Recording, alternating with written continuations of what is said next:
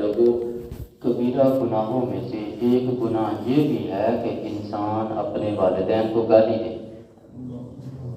لوگوں، کبیرہ گناہوں میں سے ایک گناہ یہ بھی ہے کہ انسان اپنے والدین کو گالی دے۔ صحابہ کرام نے کہا یا رسول اللہ، کوئی ایسا بندہ بھی ہوگا جو اپنے والدین کو گالی دیتا ہوگا؟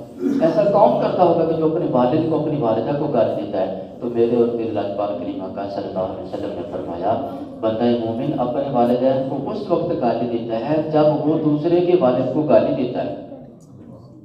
جب بندہ دوسرے کے والد کو گالی دیتا ہے تو وہ بندہ جواباً اس کے والد کو گالی دیتا ہے۔ کوئی بندہ کسی کی ماں کو گالی دیتا ہے تو وہ جواب کے طور پر اس کی ماں کو گالی دیتا ہے۔ پھر ایک اور حدیث پاک میں یوں ارشاد فرمایا کہ جب بندہ کسی کے والد کو گالی دیتا ہے تو وہ واپس پلٹ کر اسی کے والد کے پاس آ جاتی ہے۔ جب کسی کی ماں کو بندہ گالی دیتا ہے تو وہ واپس پلٹ کر اسی کے پاس آ جاتی ہے۔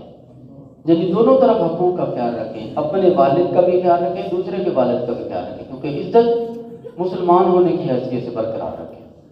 یعنی رسول اکرم نور مجسم صلی اللہ علیہ وسلم نے مسلمانوں کو ایک دوسرے کی عزت کا خیال رکھتے ہوئے یوں ارشاد فرمایا کہ اے بندہ مومن، تیری عزت دوسرے کے اوپر لازم ہے اور اس کی عزت تیرے اوپر لازم ہے۔ یعنی دونوں ایک دوسرے کا خیال رکھیں۔ پھر ایک اور دوسرے مقام پر ارشاد فرمایا صدقے کے طور پر کہ انسان جو چیز خرچ کرتا ہے اللہ پاک کی رضا کے لیے، اللہ رب العالمین اسے اجر و ثواب عطا فرماتا ہے۔ جو چیز وہ بندہ خرچ کرے اسے اجر و ثواب عطا فرماتا ہے، حتیٰ کہ کوئی بندہ اپنی بیوی کے منہ کے اندر ایک لقمہ ڈال دے، روٹی کا کھانے کا ایک لقمہ ڈال دے، اللہ رب العالمین اس کے اوپر بھی ثواب عطا فرماتا ہے۔ دیکھیں اللہ رب العالمین نے کیسے خوبصورت بندہ مومن کے لیے موقع عطا فرمائے۔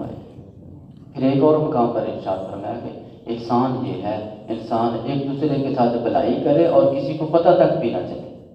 یعنی اس طریقے کے ساتھ نیکی کا حکم دیا گیا ہے۔ اللہ رب العالمین ہمیں ان حقوق کو سمجھنے کی توفیق عطا فرمائے۔